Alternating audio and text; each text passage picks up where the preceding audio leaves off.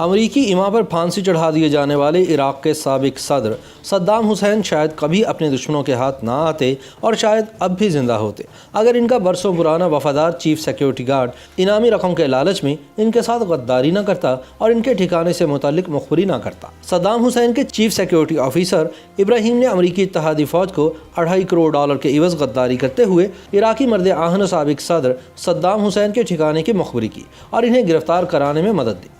امریکی حکام نے دسمبر سن 2003 میں صدام حسین کی گرفتاری کے بعد 30 جون سن 2004 کو انہیں عراقی حکام کے حوالے کیا، جس کے بعد ان پر جیل میں 148 افراد کے قتل عام کا نام نہاد مقدمہ چلایا گیا۔ 5 نومبر سن 2006 کو صدام حسین کو پھانسی کی سزا سنائی گئی اور 30 دسمبر کے صبح عراق کے معزول صدر کو تختہ دار پر لٹکا دیا گیا۔ تاہم صدام حسین نے پھانسی گھاٹ پر بھی جس جرأت اور جوانمردی کا مظاہرہ کیا وہ ان کے آخری لمحات کی ویڈیوز میں آج بھی دیکھی جا سکتی ہے۔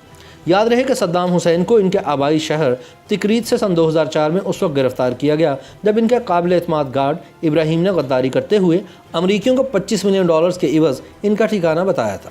ابراہیم صدام حسین کا ایک قابل اعتماد ترین محافظ تھا جس کو صدام کی جائے روپوشی کا پتہ تھا۔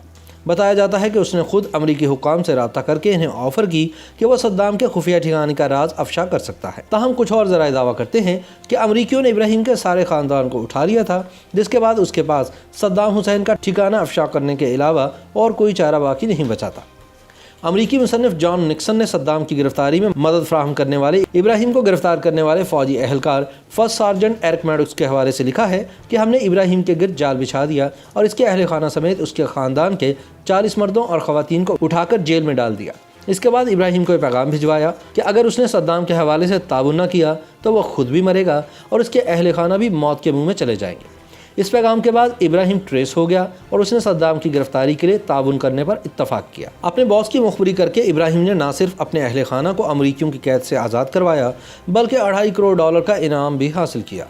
امریکی لکھاری جان نکسن نے اپنی کتاب صدام سے تفتیشی سوالات میں بتایا ہے کہ اتحادی افواج کو صدام ہی کے ایک محافظ نے مخبری کر کے گرفتار کرایا تھا اور اس کے بدلے محافظ ابراہیم کو $2.5 کروڑ کا انعام بھی دیا گیا تھا۔ صدام حسین کا ایک وقت میں قریبی محافظ رہنے والا ابراہیم بھی اگرچہ امریکی و اتحادی افواج کے حملوں کے بعد روپوش ہو گیا تھا، لیکن بعد ازاں امریکی انٹیلیجنس نے باس پارٹی کے منتشر ہو جانے والے عناصر کی مدد سے صدام کے محافظ ابراہیم کا پتہ چلا کر اسے گرفتار کر لیا تھا۔ امریکی مصنف جان نکسن نے اپنی کتاب میں دعویٰ کیا ہے کہ امریکی انٹیلیجنس افسران کے لیے یہ نقطہ اہم تھا کہ ماضی میں جب بھی صدام حسین روپوش ہوئے تھے تو صرف ان کے چیف گارڈ ابراہیم کو معلوم تھا کہ وہ کہاں چھپے ہیں، لہٰذا امریکیوں کو معلوم تھا کہ اب بھی ابراہیم ہی یہ جانتا ہے کہ صدام کہاں چھپے ہوئے ہیں۔ بعد ازاں صدام کے محافظ ابراہیم نے اس زرعی فارم کی نشاندہی کر دی جہاں سے صدام بالآخر زمین کے اندر کھودی گئی ایک سرنگ نما پناہ گاہ سے برآمد ہوئے۔ یاد رہے کہ صدام نے سن 1958 میں بھی عراقی وزیر اعظم عبدالکریم قاسم کے خلاف ایک ناکام بغاوت اور قاتلانہ حملے کے بعد اسی فارم میں پناہ لی تھی۔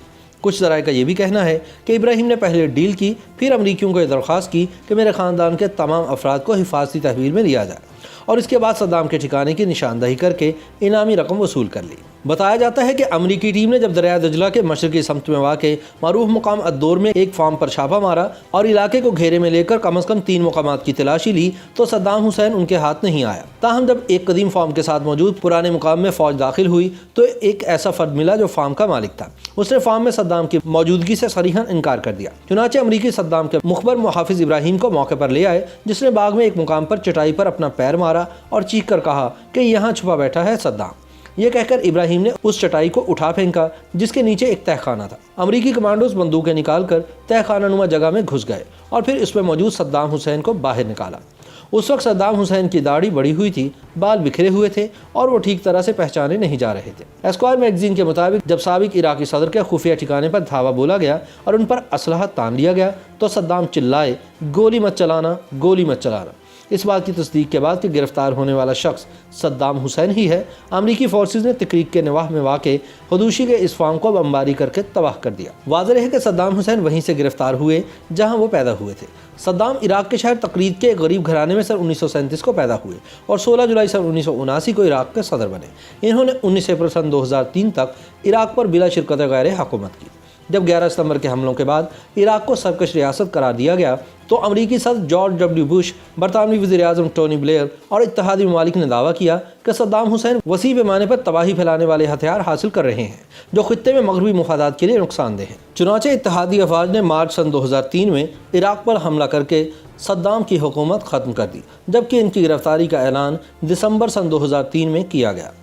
امریکی حکام نے صدام حسین کی گرفتاری کے بعد 30 جون سن 2004 کو انہیں عراقی حکام کے حوالے کر دیا تھا، جس کے بعد ان پر سن 1982 میں 148 افراد کے قتل عام کا مقدمہ چلایا گیا اور بالآخر سزائے موت سنا دی گئی۔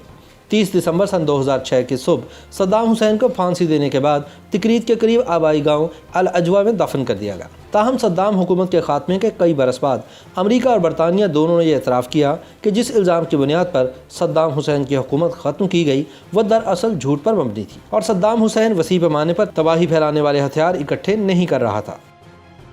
YouTube پر گوگلی نیوز دیکھنے کے لیے youtube.com کی سرچ بار میں googly news T V type کریں۔ گوگلی نیوز کے پیج پر سرخ رنگ کے سبسکرپشن والے بٹن پر کلک کرنا نہ بھولیے۔ YouTube پیج پر اپلوڈ ہونے والی ویڈیوز سے باخبر رہنے کے لیے بیل آئیکن پر کلک کیجیے۔ آپ کو ہر نئی ویڈیو کے بارے میں نوٹیفیکیشن موصول ہو جائے گا۔